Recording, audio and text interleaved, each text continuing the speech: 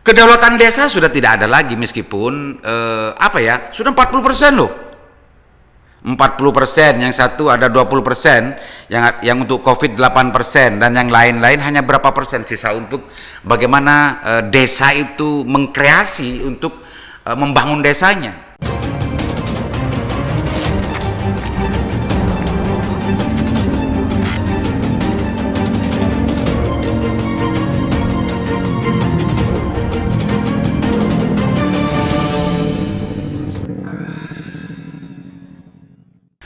Assalamualaikum warahmatullahi wabarakatuh. Kembali berjumpa dengan saya Aliman Haris di acara Sandasan Usik. Bersandasan, kita akan musik dan membahas terkait dengan sebuah regulasi baru yang dikeluarkan oleh Presiden, Perpres 104 yang sempat diupload oleh teman saya,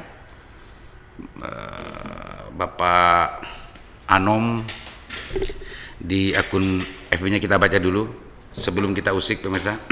Ini sudah 3 hari ya di upload di akun medsosnya Anom Surya Putra. Tolak Perpres 104, dana desa untuk rakyat desa diatur dan diurus sendiri oleh desa, bukan untuk proyek atas nama perlindungan sosial bla bla bla bla bla. Aturan macam begini kenapa sih dicantumkan di peraturan presiden? Banyak sumber dana lain, kenapa sih menumpangi dana desa? Perencanaan desa semakin melata. Perencanaan desa semakin melata. Status ini banyak mendapat tanggapan ya dari netizen. Atas nama bencana rekognisi, ini dari Hadian Supriyatna. Atas nama bencana rekognisi hilang, desa mengkeret, hancur, perencanaan dibuat sejak September jadi sia-sia. Visi desa yang disusun untuk 6 tahun nggak bermakna. Kuasa supra desa atas ruang berdesa. Daulat rakyat, daulat desa di mana? Di mana colek guru desa, Sutoro Eko, pegiat desa Sutarjo dan lain-lain. Pemirsa, banyak Abdullah S. Rakyat bukan tidak percaya adanya Covid, tapi rakyat tidak percaya pada pemerintah karena beginilah perlakuannya. Harun Ahmadi tidak habis pikir, siapa yang bisiki? Kok bisa menerbitkan hal seperti itu? Yang di bawah pontang-panting membuat kebijakan untuk memajukan desa, ternyata terlindas oleh kepentingan. Dan banyak tanggapan ke bawah, pemirsa. Ini menarik, kita buka ya pasal yang menjadi bahan diskusi di statusnya Mas Anum tadi itu, di Perpres nomor 104 tahun 2021 tentang rincian anggaran pendapatan dan belanja negara tahun anggaran 2022. Perpres ini dikeluarkan tanggal 29 ya November tahun 2021, barusan pemirsa, tidak sampai 1 bulan, mungkin sampai hari ini, tanggal 9 November 2021. Terkait dengan yang dibahas oleh akun Anom tadi itu, khususnya di pasal 5 kalau nggak salah, saya buka dulu ya perpresnya. Ini lari-lari perpresnya. Pasal 5 tadi ya sempat saya baca. Pasal 5, rincian anggaran transfer ke daerah dan dana desa. Sebenarnya maksud dalam pasal 3 huruf B terdiri dari rincian anggaran transfer ke daerah dan dana desa per kabupaten per kota. Ini nomor 1, nomor 2 rincian anggaran transfer ke daerah, nomor 3 rincian anggaran transfer, dan nomor 3 rincian anggaran transfer ke daerah sebagaimana dimaksud pada ayat 1 huruf A terdiri atas rincian A, dana bagi hasil, B, dana alokasi umum DAU, C, dana alokasi khusus fisik, D, dana alokasi khusus non fisik, E, dana insentif daerah dan dana otonomi khusus dan dana keistimewaan Yogyakarta. Ini ya F untuk 3. Yang 4, nah ini yang nomor 4, dana desa sebagaimana dimaksud pada ayat 1 huruf B ditentukan penggunaan untuk A. Program perlindungan sosial berupa bantuan langsung tunai desa paling sedikit 40%. B. Program ketahanan pangan dan hewani paling sedikit 20%. Nah, ini pemirsa. C. Dukungan pendanaan penanganan corona paling sedikit 8% dari alokasi dana desa setiap desa, dan program sektor prioritas lainnya. Ya, D. Program sektor prioritas lainnya. Ini yang menarik untuk kita usik pemirsa. Nomor 4 pasal 5 yang terkait menjelaskan tentang masalah struktur dan komposisi gitu ya, komposisi dana desa yang harus dipatuhi oleh daerah dan juga desa. Pemirsa, kalau melihat membaca dari tadi 40% lah untuk bantuan tunai, 40% untuk bantuan tunai dari dana desa yang ada. Kita berpikir sejenak dan kita coba untuk bagaimana membayangkan termasuk juga bagaimana kita menggatuk-gatukkan ya dengan kondisi real di desa, karena saya orang desa dan saya sering mendapatkan informasi tentang masalah pengolahan dana desa.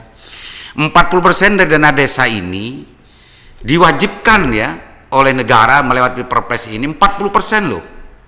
40% untuk bantuan tunai. Bantuan-bantuan ini sebetulnya sudah sekian kementerian sudah mengalokasikan dana bantuan, apalagi di Kemensos dan lain sebagainya. Banyak jenis-jenis bantuan yang sempat kita rasani dulu dengan Pak Dinsos. Bantuan ini, bantuan A sampai Z, banyak sekali. Ini justru bulan November kemarin Presiden justru juga mewajibkan dengan perpresnya, mewajibkan dana desa pun harus 40% ya untuk menjadi bantuan tunai langsung di setiap desa di seluruh Indonesia. Ini mungkin pemirsa, khususnya para politisi, khususnya para penggiat anti korupsi pasti berpikir seluruh kegiatan dan juga program bansos, bantuan sosial dari hulu sampai hilir sampai detik ini itu masih belum clear gitu ya.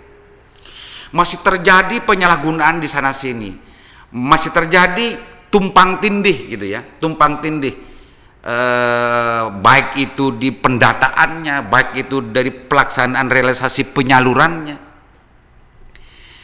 Sampai detik ini masih belum clear dan masih belum settle, kalau memakai istilah dari teman-teman itu, belum settle. Masih banyak kebocoran-kebocoran, masih banyak ruang dan yang bisa dimainkan oleh para pihak gitu ya. Dan mungkin memang kalau terkait dengan urusan bantuan sosial, karena memang ini adalah uangnya gampang gitu ya, uang negara. Yang kedua terkait dengan hujan data dan lain-lain, untuk memfiktifkan data, untuk memalsu data, untuk hanya membuat data secara administratif itu mudah dan macamnya, sehingga peluang untuk bermain-main dengan bansos ini sangat bisa sejak dulu gitu sampai sekarang. Maka Gus Dur, nah ini saya ingat lagi nih, Gus Dur dulu, kenapa Gus Dur dulu mengeluarkan sebuah kebijakan untuk menghapus Kemensos waktu itu. Meskipun memang ketika bicara tentang masalah realitas masyarakat di Indonesia, memang banyak yang harus dikelola oleh kementerian ini. Bagaimana kementerian ini kewenangan untuk melayani masyarakat yang miskin, masyarakat yang kurang mampu dan macamnya, itu memang banyak sekali yang harus dilayani dan harus diurus. Gus Dur di waktu itu di salah satu acara TV ya mengatakan, ya karena Mensos ini di Kemensos waktu itu sudah tidak bisa diperbaiki lagi, karena program ini justru program bantuan sosial ke masalah-masalah sosial yang ditangani oleh Kemensos di waktu itu, menurut pemahaman yang saya tangkap dari apa yang dijelaskan oleh Gusdur, ini justru bukan untuk ngurus orang miskin, bukan untuk melayani dan memberikan bantuan kepada mereka yang butuhkan, yang perlu diurus, tapi justru ini dijadikan sebuah sarana untuk bagaimana mengeruk kekayaan uang negara yang diperuntukkan untuk masyarakat miskin dan masyarakat fakir ya, yang butuh bantuan. Justru ini tidak nyampe kepada yang betul-betul membutuhkan, yang berhak untuk mendapatkannya. Salah satu yang masih menjadi perdebatan sampai sekarang adalah ketika Gus Dur membubarkan Departemen Sosial dan Departemen Penerangan. Kalau Departemen Sosial dulu, apa alasan persisnya? Sementara banyak orang terlantar yang harus diayomi oleh departemen itu. Persisnya itu. Karena departemen itu yang mestinya mengayomi rakyat, ternyata korupsinya gede-gedean. Sampai hari ini. Kalau membunuh tikus kan tidak perlu membakar lumbungnya. Oh memang. Kenapa Anda bakar lumbungnya? Bukan. Karena tikusnya sudah menguasai lumbung.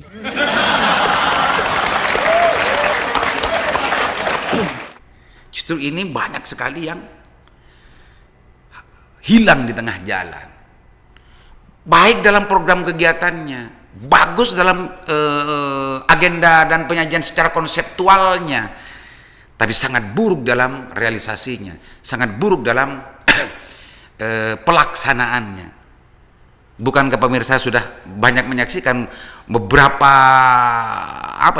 kasus terkait dengan urusan pelaksanaan bantuan sosial itu, baik dari bawah maupun di level kementerian, bahkan menteri sosial ya, sebelum ini kena kasus urusan bansos juga. Itu pemirsa. Ini kaitannya dengan Perpres nomor 104, desa ini diwajibkan 40% loh, 40%. Kalau mengaca dari program bantuan sosial yang dari pusat, yang berbasis data, yang data itu dari desa, yang diusulkan ke kabupaten dan juga ke pusat dan kementerian, sampai detik ini data-data itu masih belum seluruhnya clear gitu ya. Ini justru desa sekarang diwajibkan lagi untuk mengalirkan dana desanya 40% dari situ.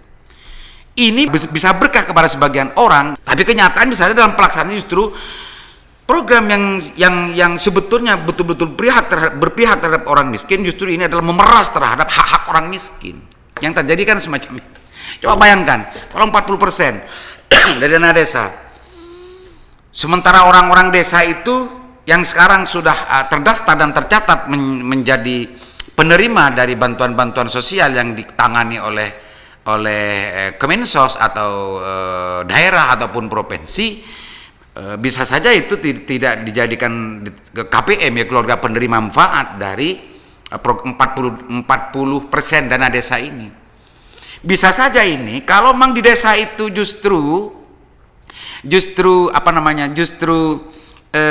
orang miskinnya sedikit, tapi secara persentase uang desanya harus 40%, bisa saja ini akan banyak sekali ya duit yang bisa kalau memang orang miskinnya sedikit, maka bantuan tunai langsungnya ini bisa sampai ke atas 1 juta, 2 juta, atau bisa lebih banyak dari program bantuan yang dari pusat.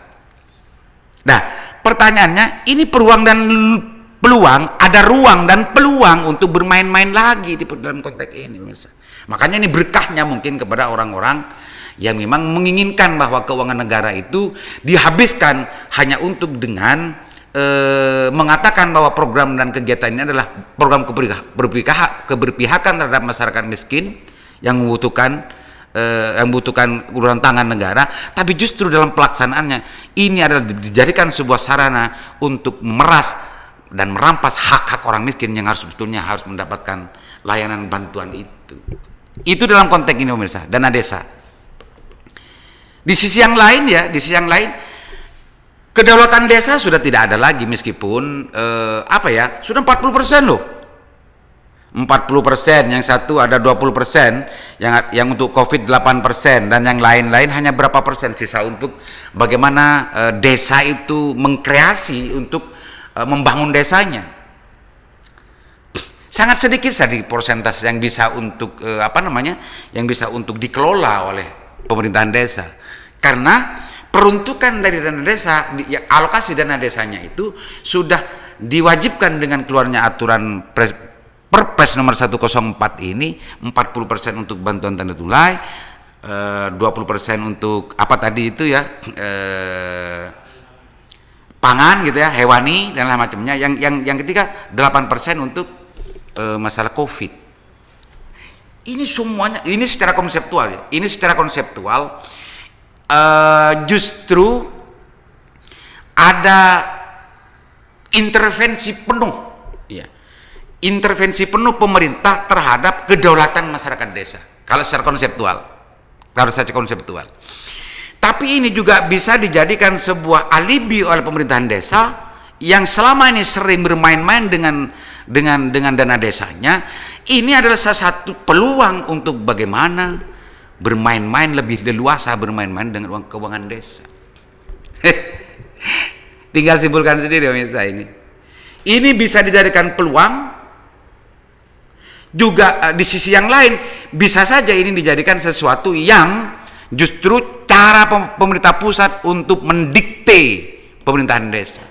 Maka secara tidak langsung kedaulatan masyarakat desa dan kedaulatan desa itu justru secara tidak langsung mulai diambil ya oleh pemerintah pusat dengan keluarnya Perpres 104 ini. Ini secara konseptual. Terserah pemirsa ya yang mau menyampaikan bagaimana, tapi ini adalah sesuatu yang menarik untuk kita bahas gitu ya. Sesuatu yang menarik untuk kita cermati bersama, karena ini masih belum sampai 1 bulan keluarnya Perpres 104 ini. Mungkin kepala-kepala desa, juga para bupati, kepala dinas yang menangani masalah desa mungkin banyak yang masih belum memahami secara utuh meskipun sudah mendengarkan informasinya. Penting ini disosialisasikan terhadap masyarakat, juga terhadap khususnya kepada kepala-kepala desa, dan juga ini penting untuk dicermati dan dipelajari oleh para aktivis anti korupsi, para aktivis untuk bagaimana mengawal hak-hak masyarakat dan hak-hak desa itu agar betul-betul seutuhnya bisa dimanfaatkan dan betul-betul bisa dijaga gitu ya. Apakah dengan demikian ini justru hilang kedaulatan desa atau bagaimana? Kalau ini sering dibicarakan, didiskusikan dan juga disimpulkan positif negatifnya, kelemahan dan kekuatannya, bukan tidak mungkin aturan ini akan ada sebuah reaksi dan sebuah gerakan penolakan, bisa saja baik secara sosial itu ya maupun secara hukum. Bukan tidak mungkin. Tapi ini sudah dikeluarkan pada tanggal 29 kemarin, dan ini akan berlaku untuk tahun 2022. Pemirsa, gitu pemirsa, Saran Sandusik sekedar informasi gitu ya, bahwa Perpres 104 ini akan diberlakukan pada anggaran tahun 2022, dan ini disahkan dan dikeluarkan pada tanggal 29 November kemarin, dan komposisi struktur anggaran dana desa APBD desa itu diatur sedemikian rupa oleh aturan ini. 40% bantuan tunai, 20% untuk masalah hewani dan yang lain-lain, termasuk masalah COVID 8%. Sisanya itu yang bisa untuk dikelola oleh pemerintah desa, ya apa namanya, dari itu mungkin sekitar 30-an ya, 32-an persen yang bisa dikelola oleh desa. Itu sebetulnya kedaulatan desa yang dimiliki dalam konteks konseptual. Tapi kalau ini mau dijadikan sebuah peluang dan untuk bagaimana bermain-main dengan dana desa, khususnya dengan urusan bantuan sosialnya ini 40% banyak sekali. Ini justru juga bagi teman-teman aktivis anti korupsi dan semacamnya, ini yang penting untuk kita cermati, kita lihat, kita kawal, kita awasi bersama. Jangan-jangan 40% ini nanti dalam pelaksanaannya justru tidak sesuai dengan yang diperuntukkan oleh undang-undang. Bisa saja nanti itu penerimanya bisa fiktif atau dan lain-lain, karena bukan sesuatu yang tidak mungkin gitu ya. Penerima itu secara administratif itu selesai, secara administratif laporannya ke pihak kabupaten, ke pihak pusat itu selesai dan bisa diterima. Bahkan sistem yang dipakai itu justru menerima, meresip gitu ya, tidak menolak, tapi dalam kenyataannya realitas yang ada di bawah itu belum tentu sesuai dengan apa yang dilaporkan secara administratif itu.